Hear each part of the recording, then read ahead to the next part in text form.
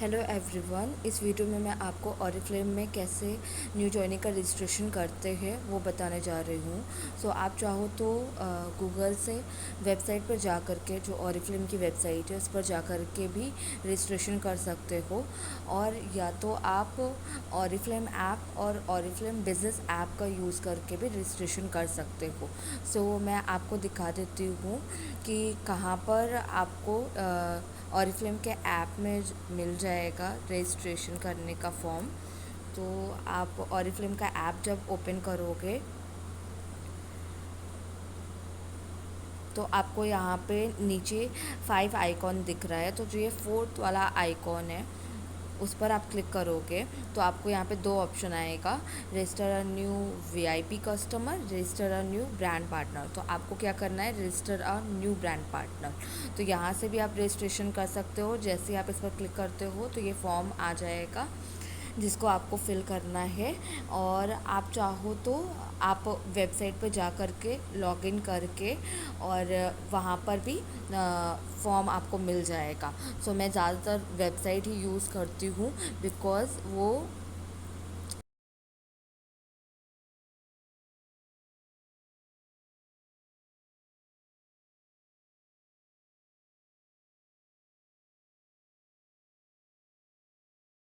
को दिखाती हूँ कि कहाँ पर आपको रजिस्ट्रेशन का फॉर्म मिल जाएगा।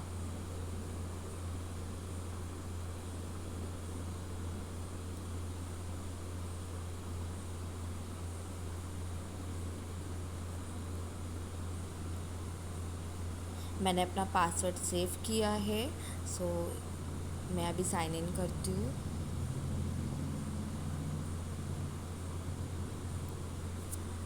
आफ्टर लॉगिन कुछ ऐसा आपको शो होगा, आपका जो पेज होगा।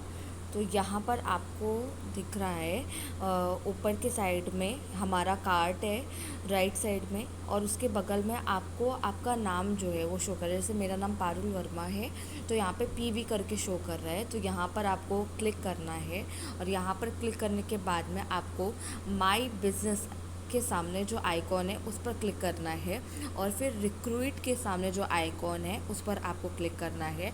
एंड यहाँ पे आपको दिख रहा है रजिस्टर न्यू ब्रांड पार्टनर। तो हमें क्या करना है यहाँ पे कि न्यू ब्रांड पार्टनर को रजिस्टर करना है, तो हम इस पर क्लिक करेंगे। यहाँ पे आपको बहुत से वहाँ पे ऑप्शन दिख जाते हैं। तो आपको फर्स्ट वाला ऑप्शन जो है register a new brand partner उस पर क्लिक करना है।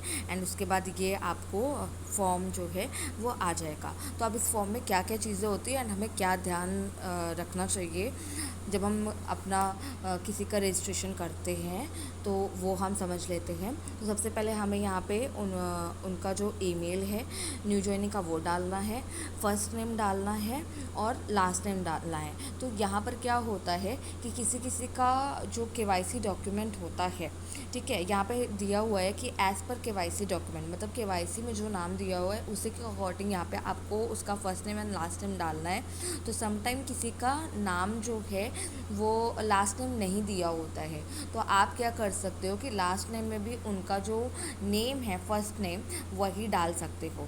और या फिर अगर आप चाहो तो उनका वो जो भी आगे सरनेम लगाते हैं वो डाल सकते हो, वो दोनों एक्सेप्ट कर लेगा।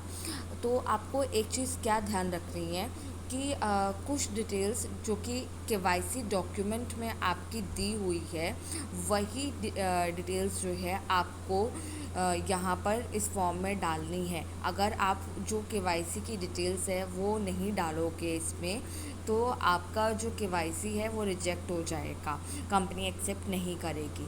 तो आप इस चीज़ का ज़रूर ध्यान रखो कि केवाईसी में जो नेम है उसका आपको ध्यान रखना है, डेट ऑफ बर्थ है उसका आपको ध्यान रखना है, और जो एड्रेस दिया है वो आपको एग्जैक्टली जो है वैसा ही डालना है जो केवाईसी में दिया है। एज़ पर द डॉक्यूमेंट जहाँ जहाँ पर आपको लिखा हुआ दिख रहा है तो आपको सेम एज इट इज़ जैसे केवाईसी में आपका डिटेल्स दिया हुआ है वही डालना है। आप जब आप अपना ऑर्डर प्लेस करते हो तब आप अपना एड्रेस जो है उन्हें बोल सकते हो कि वो ऐड कर ले।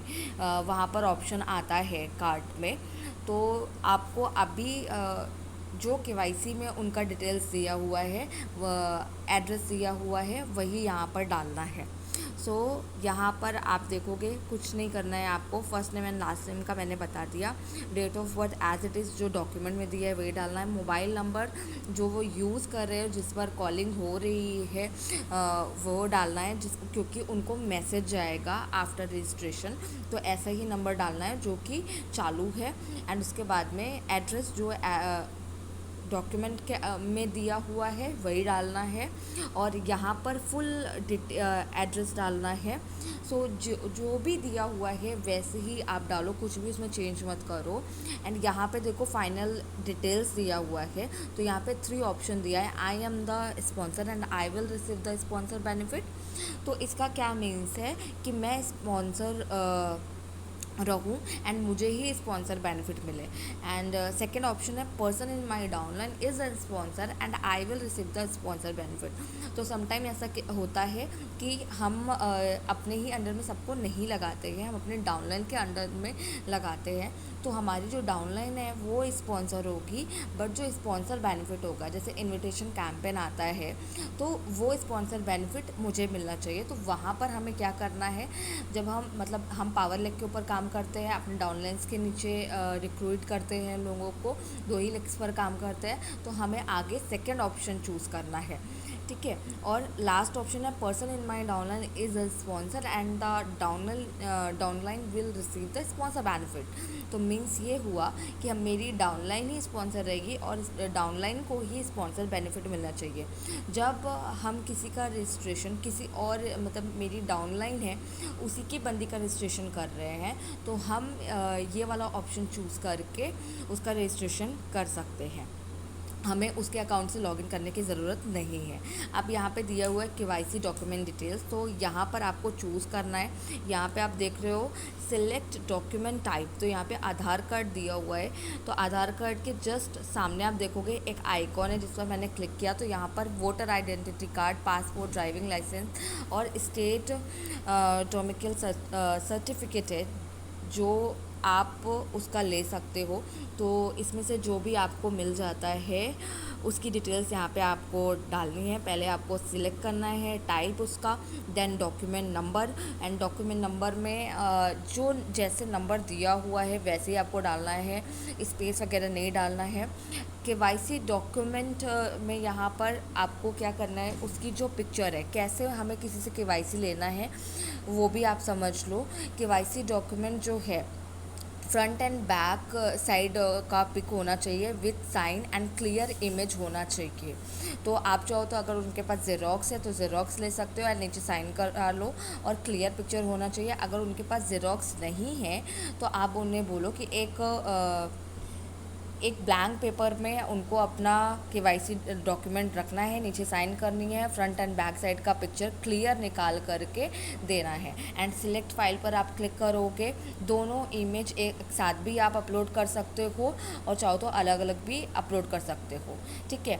और यहाँ पे पैन कार्ड अभी जब आप रजिस्ट्रेशन कर रहे हो तभी सबमिट करना ज़रूरी नहीं है, आपको ओनली केवाईसी डॉक्यूमेंट ही यहाँ पे लगाना है। एंड उसके बाद में नॉमिनी नेम, तो नॉमिनी नेम चाहे तो उनकी मम्मी का, उनके हस्बैंड का, उनके बच्चों का, आप किसी का भी उनसे ले सकते हो।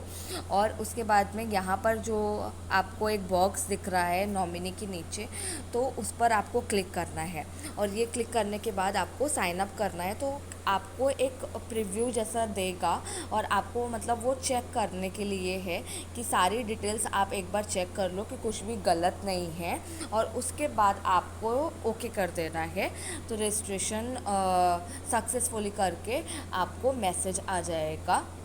और साथ ही यहाँ पर भी आपको दिखाई देगा, एक पेज ओपन होगा, उसमें आपको दिखेगा कि उसका जो नंबर है और वो कहीं अगर उसका रिजेक्ट हुआ है तो वीआईपी कस्टमर करके उसका नंबर देगा, आईडी। और अगर उसका रजिस्ट्रेशन ब्रांड पार्टनर में ही हो गया, उसका केवाईसी रिजेक्ट नहीं हुआ है, तो वहाँ पे ब्रांड पार्टनर शो करेगा। तो ऐसे आप समझ सकते हो। तो जब भी केवाईसी जो है वो रिजेक्ट होता है, उसका एक ही रीज़न होता है कि हम जो डिटेल्स हैं, जो मैंने अभी इस वीडियो में एक्सप्लेन की है, कि आपको जो केवाईसी में डिटेल्स दिया हुआ है एज़ इट इज़ आपको यहाँ पर रजिस्ट्रेशन के टाइम में डालनी है। अगर आप वो नहीं करते हो, उसमें कुछ चेंजेस होते हैं, तभी कंपनी केवाईसी को एक्सेप्ट नहीं करती है एंड आपको अगेन उसका केवाईसी करना पड़ता है। तो आपको ये ध्यान रखना है किसी भी न्यू बंदी का रजिस्ट्रेशन करते time. Okay, so everything was clear. और आप ये वीडियो देख करके अच्छे से किसी भी न्यू बंदी का रजिस्ट्रेशन कर सकते हो। Thank you so much.